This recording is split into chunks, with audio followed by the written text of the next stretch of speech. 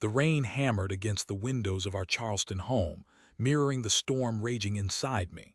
For 15 years, Corbin, a software developer, had built a life with my wife, Meredith. We had a comfortable home, two wonderful kids, and what I thought was a strong, loving marriage. But the foundation of that life crumbled with a single text message I accidentally saw on Meredith's phone. It was a Sunday morning. Meredith was in the shower preparing for a brunch with the girls, a common occurrence.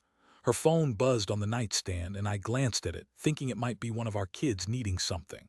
The message preview read, "Can't wait to see you later, handsome. Thinking about last night." The sender's name was Brad Office. My heart lurched. Brad Office. Meredith worked in marketing and I didn't recognize the name. A cold dread washed over me as I unlocked her phone, something I'd never done before. There it was, a string of explicit messages between Meredith and this Brad Office. They detailed lunches, late-night drinks, and clandestine meetings. The messages spanned several weeks, painting a picture of a full-blown affair. I felt like I'd been punched in the gut. The room spun. My hands trembled as I scrolled through the messages, each one a fresh stab wound.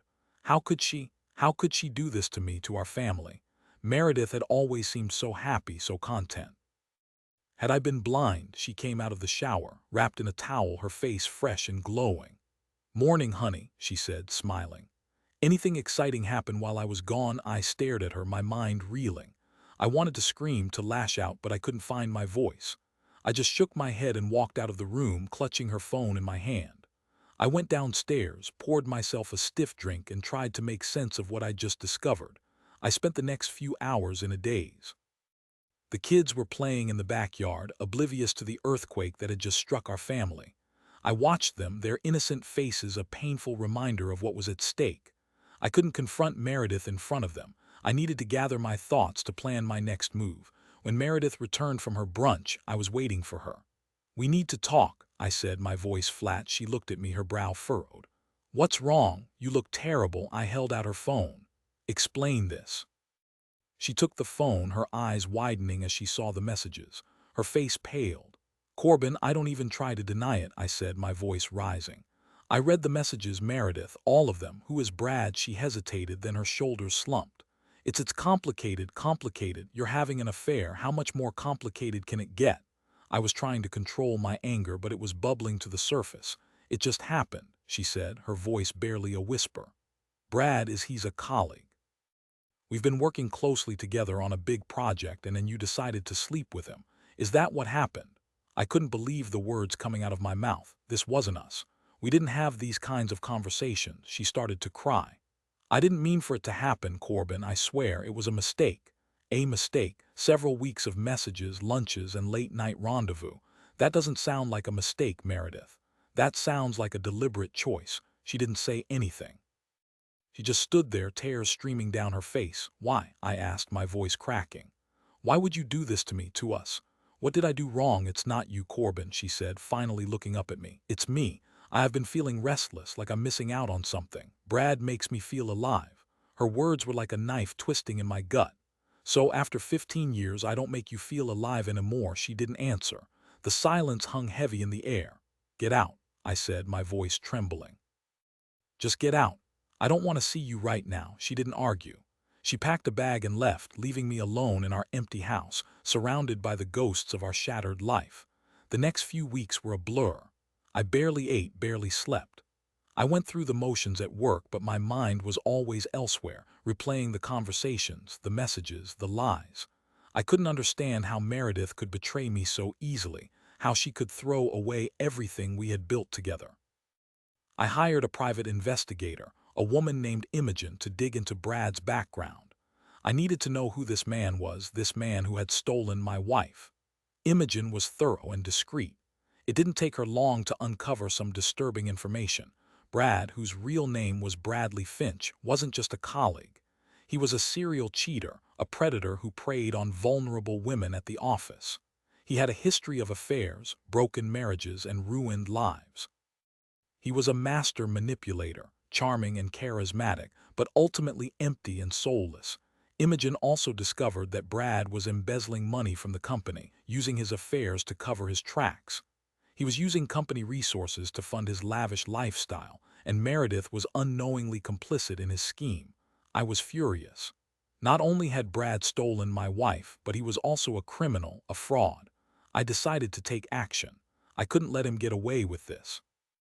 I met with Imogen and shared the information she had gathered with the company's legal team. They launched an internal investigation and quickly uncovered Brad's fraudulent activities. Brad was fired, his reputation ruined. He was facing criminal charges and his life was about to fall apart. I felt a sense of satisfaction, knowing that he was finally being held accountable for his actions. Meanwhile, Meredith was devastated. She had lost her job, her reputation, and her marriage. She came to me, begging for forgiveness, claiming that she had been manipulated by Brad, that she hadn't known about his criminal activities. I didn't know what to believe. Part of me wanted to forgive her, to believe that she was a victim too. But the other part of me was still filled with anger and resentment. I couldn't forget the messages, the lies, the betrayal. "I don't know if I can forgive you, Meredith," I said, my voice heavy with emotion. "You broke my heart, you shattered our family. I need time to heal, to figure out what I want." She understood. She left, promising to give me the space I needed. I filed for divorce. It was a difficult process, filled with pain and heartache, but I knew it was the right thing to do. I couldn't stay in a marriage built on lies and betrayal. As the dust settled, I started to rebuild my life. I focused on my kids, my work, and my friends. I started seeing a therapist to help me process my emotions and move forward. One evening, a few months after the divorce was finalized, I received a phone call from Meredith.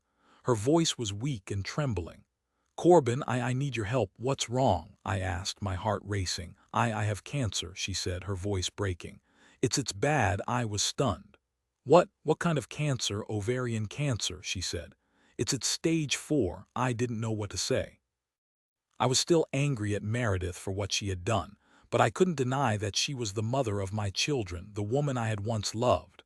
"I'll be there," I said, my voice choked with emotion. I spent the next few months helping Meredith through her treatment.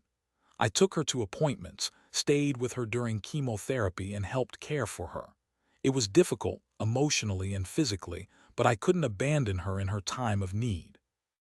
As Meredith's health deteriorated, I started to see a different side of her. She was no longer the restless, dissatisfied woman who had cheated on me. She was vulnerable, scared, and filled with regret.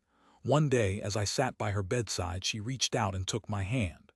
"Corbin," she said, her voice weak but clear. "I'm so sorry. I know I hurt you, and I know I don't deserve your forgiveness. But I want you to know that I truly regret what I did.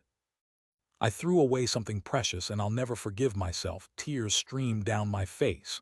"I forgive you, Meredith," I said, my voice trembling. "I forgive you." She smiled, a faint but genuine smile.